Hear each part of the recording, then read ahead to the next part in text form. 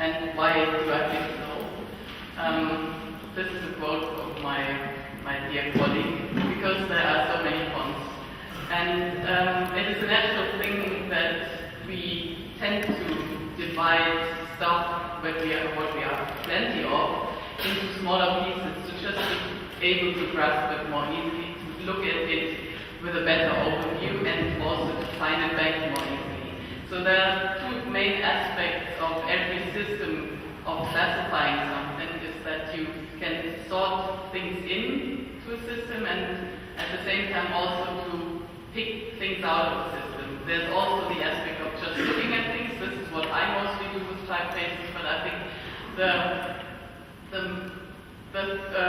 the user of typefaces or finding typefaces is the most common thing, or the aspect we should focus in a classification, because this happens so much more often than sorting typefaces in. This is what the librarian or the scholars do. So my idea was to look at a user-friendly way to sort typefaces, which helps us find the perfect typeface for that job, and also which helps combine typefaces. I skipped that. This is just for illustration. One of my favorite moves. Why are our classifications broken now? Or what happened in history? So in the beginning there was no classification, or there were only a few styles of typefaces. Basically, the first 300 years of printing, typefaces had no names and classification were not needed because almost all typefaces were text faces anyway, and they were named after the size they were available in. So the sizes actually had names like Doppelpica, Grand Premier, and if a printer happened to have two kinds of these Romans in that size in English Roman, he just called it English Roman II. Then the Industrial Revolution happened, and with it the desire to have more impactful typefaces than just the text faces which were used in books and newspapers in the beginning, because you certainly needed typefaces also for advertising, for billboards, for posters, for all kinds of public signage, like here in Detroit, or this is the typical kind of circus poster billboard. And with it came the extreme inventiveness of designers, or then the printers, to come up with new forms for typefaces, ornamental typefaces, whatever they came from. And because those were not really related to historic models, they didn't know how to name them, or there were no names for them, so they just made up names. So on top here we're looking at something which this printer called a Clarendon. There are names like Tuscan, which don't have really anything to do with Tuscan style or something. They call slab serifs, sometimes they call them antique, sometimes Clarendon, sometimes they were named Doric French, like the Homer typeface here is called medieval. We understand something completely different with medieval now. But so every printer called the typefaces with arbitrary names they just came up with. Most of those typefaces, or it calmed down a bit in the arts and crafts movement, but it still states that we have a plenty of typeface styles now to choose from, and what also states were the different, completely different, unrelated naming of some styles. So the first serious attempt to order that, or to bring that in kind of a sorting, were made in the early 20th century. This is one of the first known typeface classification, which could be called the system by the Frenchman Thibaudot. And what he did, because he came, this was the situation before, and he came from that ornamental typeface, and all the variations partly took place in the serifs. He based his classification also on the characteristics of the serifs of the typefaces. In this case, mostly text faces, but you see here that he's describing all the typefaces like this is a group of typefaces with triangular serifs, this is a group of typefaces with straight serifs and stuff like this. And here we also see the influence of the French, because they were like the first one who were really bothering the classification system. that they coined some terms we are still dealing with.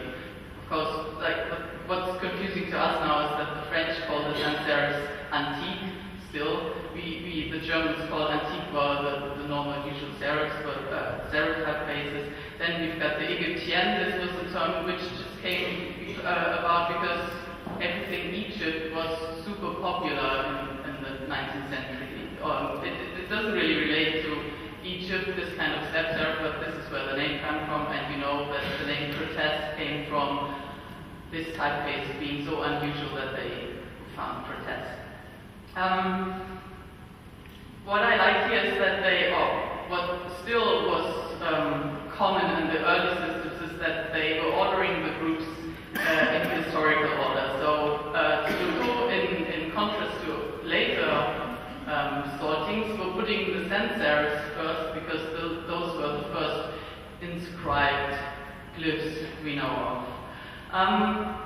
The Frenchman Maximilien Fox is probably the most well-known classifier in typeface history, and he based his latest system, which came in the early 50s, or he reworked the system of Thibodeau in the 50s, but also mainly based on the forms of the serifs.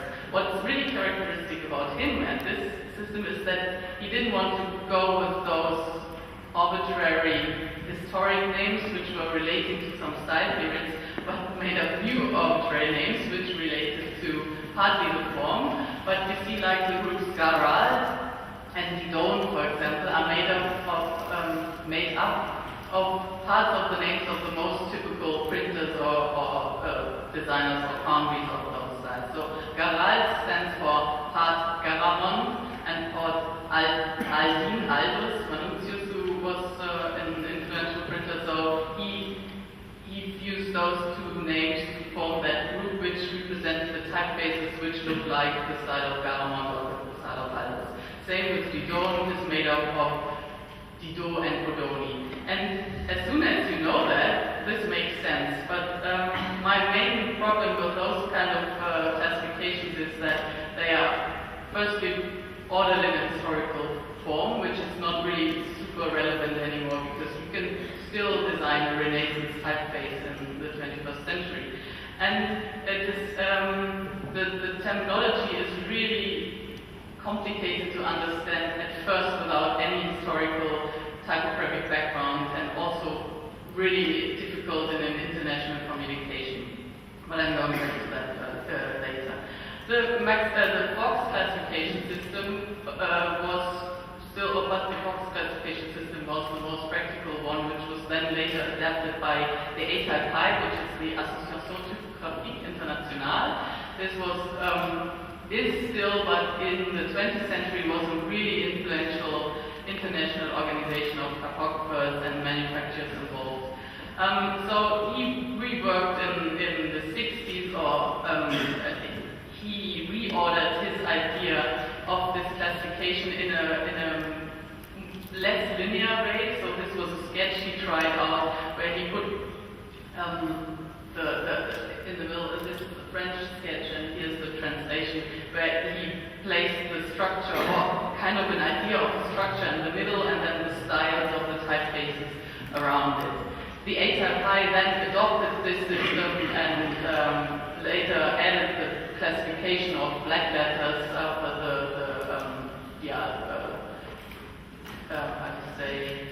the Germans demanded. I'm sorry. So there was a discussion a couple of years later that they wanted to have black letters edited. So the A-type revised and adopted the box classification as their official suggestions for international typeface classification, and it is, again, this is just for comparison, structured into the Human, this is the old-style groups. I tried to represent the groups with a typical typeface here. Garal, which is the Garamond. Real is the transitional typefaces. Didons, Mecans are the slab serifs. Linears, blah, blah, blah. And this was then, or the idea was to not have the terms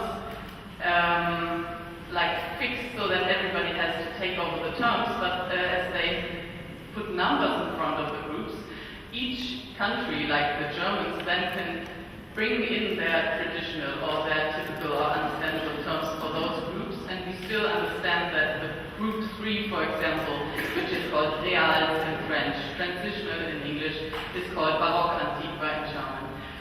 So I kind of like that idea that he was not imposing his terminology on everybody, but we were free to use our own or traditional way of describing typefaces. But this idea is mostly forgotten about. I can back to this later. The only distinguishing in the German version is that we even break up the black letters into 4 groups because they were historically so important for the Germans, and we add the famous long Latin. Fremde Schriften is like everything else. But you probably know these kind of systems, that the problem we have now is that it's super detailed in the part of the serif letters, which is historically all at the French Renaissance, and there was a Venetian Renaissance letter, but the difference between those are really minor. But what is a whole bucket of totally diverse typefaces and forms